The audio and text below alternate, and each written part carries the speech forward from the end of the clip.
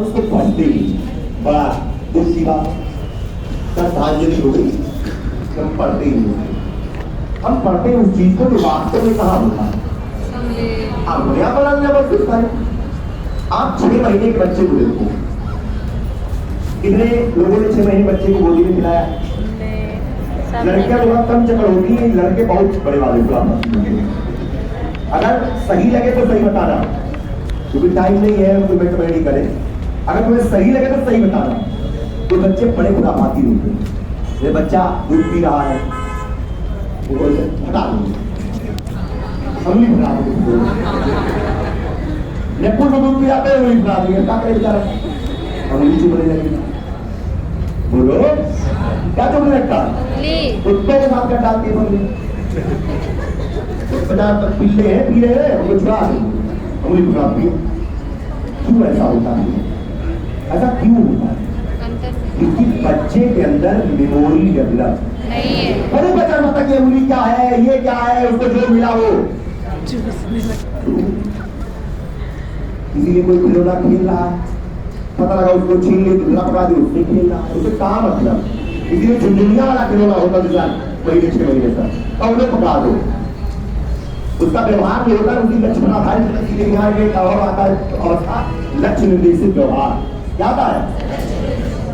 अब बच्चे के अंदर मेमोरी नहीं तो कभी भी कुछ भी कर लो तुम। लेकिन बच्चा जब 2 साल का हो जाता है, कितने साल का? 2 साल, यानी 18 महीने से ऊपर होने लगता है। कितने महीने से ऊपर? 18। तो उसके अंदर धीरे धीरे मेमोरी। अब अगर खिलौना तुमने छीन लिया तो पसंद होता भैया ये तो वापस नहीं कर दोगे तो रोए, और क्या चाहिए? नहीं चाहिए, दूसरा और नहीं चाहिए, दूसरा और नहीं चाहिए, दूसरा और नहीं चाहिए। बोलो। और इसी प्रक्रिया मतलब वस्तु की स्थिति उसके दिमाग में बैठ गई, वस्तु का चित्र उसके दिमाग में बनना शुरू हो गया। इसी प्रक्रिया को बोलते हैं।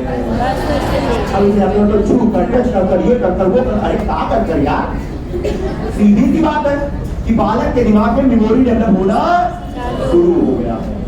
अब वो चीजों को पहचानना आगे शुरू कर देना, भले ना पहचान पाए लेकिन आगे धीरे धीरे पहचानना शुरू कर देना। इसीलिए वस्तु स्थायी के अपने स्थायी संवेदिका में कौन सा, संवेदिका में कौन सा, पूर्णवृत्ति संवेदिका। इतना करोगे तो मेरे पढ़ाने का कोई मतलब नहीं। क्लियर हो गया?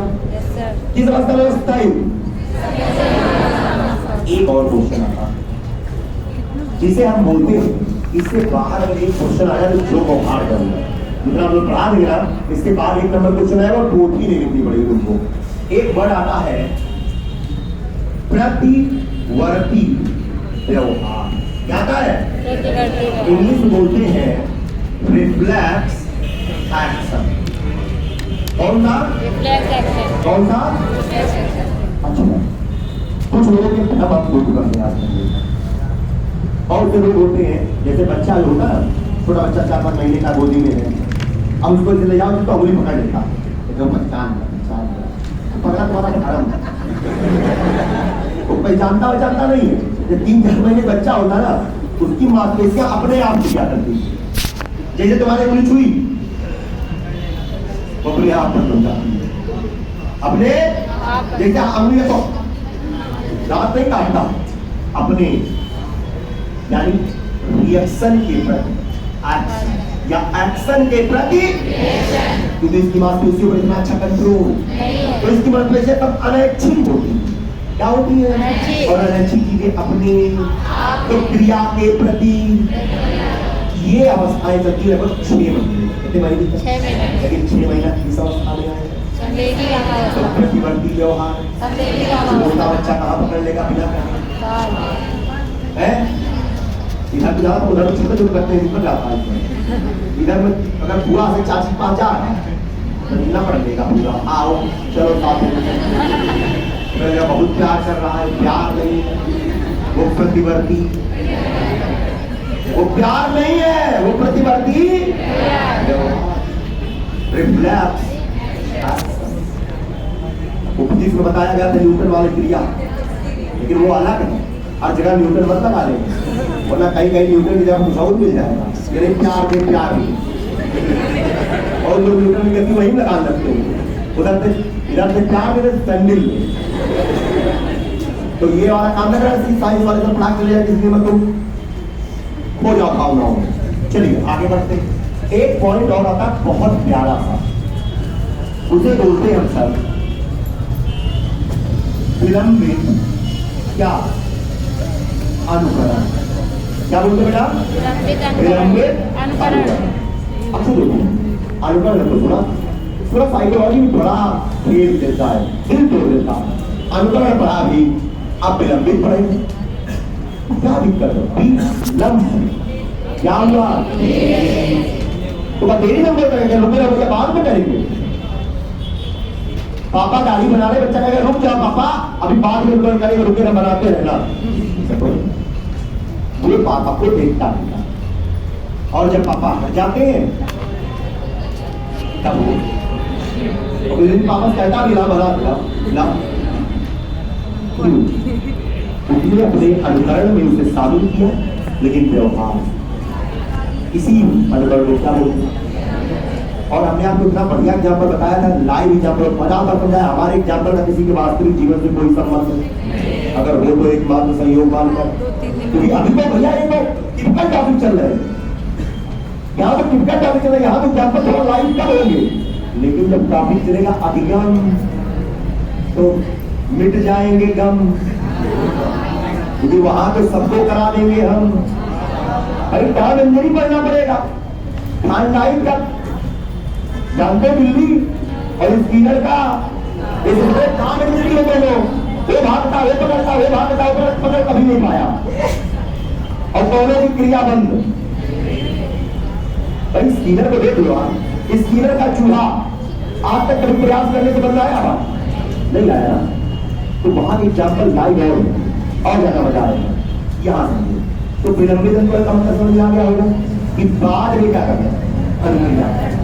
क्लियर? एक लास्ट वन एक और आता है इसमें, लक्ष्य निर्देशित व्यवहार।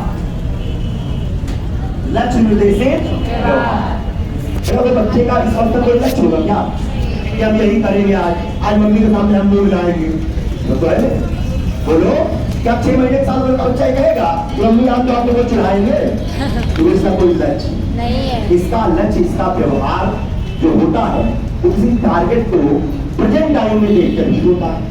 इन्हें ताली बजाओ तो कहो हंसे, और किस दिन ताली बजाओ तो रोए, इन सीटी बजाओ तो हंसे, और किस दिन सीटी बजाओ तो इन्हें उसी चश्मे से खेले और उन्हें चश्मा उतार दो डरा।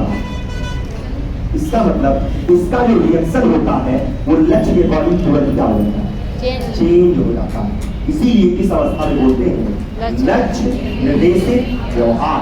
उसका डेफिनेशन लोगों ने अलग अलग बना के किताबों में लिख दिया है गलत तरीके से। इसको आप पढ़ना हो तो आप मॉडर्न की बुक में पढ़िए, इंग्लिश की बुक है, मॉडर्न राइटर की है, लगभग आती है 165 का। आप ढंग से पढ़िए, आपको बताएंगे गोल ओरिएंटेड बिहेवियर, क्योंकि वास्तव में साइकोलॉजी जो है ना, अगर आपको नेट जीआरई का कोई अच्छा एग्जाम निकालना है कभी, तो आप कभी भी हिंदी राइटर को मत पढ़ना, आप हमेशा इंग्लिश राइटर की पढ़ना, और उनके इंडेक्स भी सही से समझ लोगे तो नेट तो निकल ही जाएगा आपका, जीआरई बहुत दूर की बात। और आप अगर हिंदी राइटर पढ़े तो मजाक नहीं कर रहा हो, बूढ़े हो जाओगे, एग्जाम है, क्योंकि उन्होंने लिखा कुछ और है, पर्यायवाची कुछ और, लाइटिंग को पता नहीं क्या क्या लिख दिया, तो इसलिए शब्द आपकी गलत होते, आपकी कोई गलती, लेकिन अपने प्रैक्टिस से वही शब्द आते बार बार, तो आप पास कर लेते हो, आपको लगता है साइकोलॉजी जाता हो। लेकिन ऐसा अगर आपको हाई लेवल पे जाना है, अच्छे लेवल पे जाना है, और आपको मजा आ रहा है, तो जाहिर क्लास साइकोलॉजी वास्तव में इंटरेस्टिंग है, बहुत इंटरेस्टिंग है। लेकिन आपको उसके लिए पहले दर्शन पढ़ना होगा, समाज शास्त्र थोड़ा सा पढ़ना होगा, रट्टा नहीं होगा, नहीं पढ़ना होगा, और पढ़ने के बाद उसका यूज करना होगा, तब तुम्हें हर पॉइंट